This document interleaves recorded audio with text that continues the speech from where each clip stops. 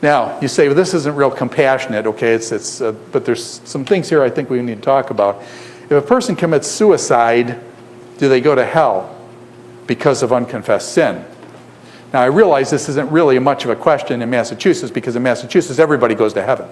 But in other parts of the world, they think that there's a place called hell.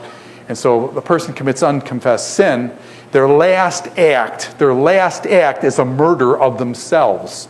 Their last act is a murder of themselves, and therefore there's unconfessed, there's no sin, there's sin in that, and basically the person is rebelling. And so some people think that if a person commits suicide, that they basically go to hell and things. I think that's wrong. Let me tell you one story, and then let me illustrate out of the text. And by the way, when I look around a class this size, are there some of you that know what it's like to have friends and family that have committed suicide? Okay, is that a real serious issue? My son got back from Afghanistan. When he got back from Iraq, on the first thing, he got back from Iraq, one of his friends, I better be careful about how many is it, but a lot of his friends just get drunk all the time, okay? You know what I'm saying? They're Marines, they get drunk all the time, just trying to forget what they saw. Another guy of his friends, he said this guy was totally well-adjusted. He was a quiet guy, totally well-adjusted, everything. Somebody went in his room and got him just before he had an M16 up his mouth and was going to pull the trigger, and somebody broke into his room and knocked the gun away and stuff like that. But unfortunately, there were some other people who they didn't get to in time, and there were people that he came back with that committed suicide. The one for me that's most outstanding, let me tell you a story about I'll call him Mr. Mill. Mr. Mill was a multi-millionaire. He was from Columbus, Ohio. He was in a very big business. He was so well known in that town that when he would go into a restaurant, his favorite restaurant, that they didn't even ask Mr. Mill what he wanted to order. They knew what he wanted, and so they ordered for him. And this guy was like, the limo, the big, multi-millionaire kind of guy. His sons, I was teaching with his two sons, PhDs, wonderful young men at the time. We were in our early 30s, and wonderful people, wonderful family, wonderful wife and stuff, big business. He retired from the business. He didn't have anything to worry about the rest of his life. He was well set. When he left the business, he kind of lost his reason for living because the business was so much a part of his life. And now all of a sudden, he's sitting around and he doesn't know what to do with himself. And he's getting more and more and more depressed, more and more and more depressed. And then one day, his wife went out to the garage, and he had strung himself up and hung himself in their garage. They can say, how did you get in on this? Because, well, they called me because I was basically the same size as he was. And so basically, I got all these really expensive clothes that he had bought. And I wore Mr. Mill's clothes for probably 10 years at least. And actually, I still have, what was amazing to me was his shoes. I have a very wide feet. I take a 10.5 triple E. In other words, I always have to get 12s or something because my feet are so stinking wide. I can never find shoes that fit, so I always get them really long. That way the width doesn't. Mr. Mill broke his toe when he was younger, and guess what size shoes he wore? 10.5 triple E. I can't even go to a shoe store and find them. And whenever he bought shoes, he bought 2 pairs of them. And so till this day, actually, when I was at my daughter's wedding, I was wearing Mr. Mill's shoes. They're very nice, beautiful. They were $100 shoes. They're actually $100 for you guys isn't much today for shoes and stuff, but back then those are beautiful leather shoes. Mr. Mill was a Christian all his life, involved in the church in his life. His 2 sons, as I said, teaching with me in a very Christian school. His wife, a wonderful Christian. Question, did he go to hell because he hung himself like that? And I want to say, first of all, would that be really wicked, cruel to his wife? You'd never, think to say, hopefully you're smarter than that. But what does the Bible say? Okay, this is a real issue. Have you ever been around somebody, yeah?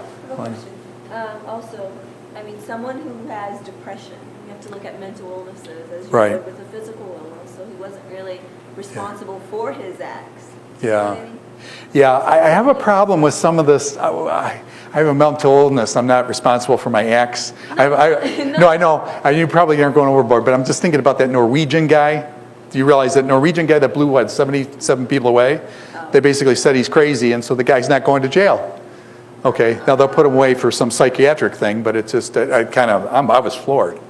But so there's balance with that, but yeah, so he's not, but depression, yeah, depression, so. To be that bad. Bad, Yeah. exactly.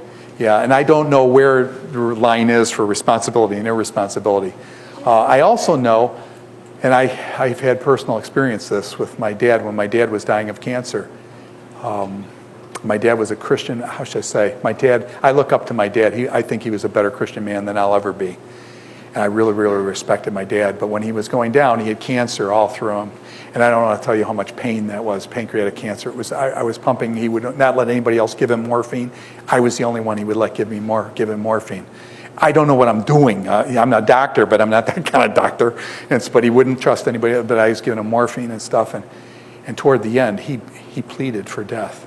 In other words, he pleaded for death. What do you do when actually he's pleading, saying he wants to die? He wants to go to be with the Lord and stuff, and this pain was just horrendous and stuff. What do you do? I mean, you see what I'm saying? There's conflicts and stuff over this kind of stuff. And anyways, look, praise God for me. I didn't have to make that decision. It was about 3 days later he died of his own accord and stuff, but it was horrendous in the meantime. So all I'm saying is, and some of you know what I'm talking about because you've had friends that have committed suicide, you've had family members, it just rips your guts out. And let me just go to a passage. What does the Bible say about this, okay? Do you remember back, now by the way, do you remember back in 1 Samuel 28? Samuel comes up, and what does Samuel say to Saul? Tomorrow, you and your sons will be where? With me.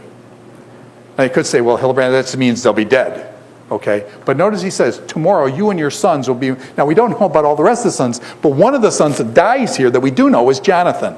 Question, is Jonathan like one of the best in all of the Bible? So I want to say if he and his sons, what I'm saying is then Saul and his sons go to be where Samuel is, and that Samuel is one of the great prophets, is a good place.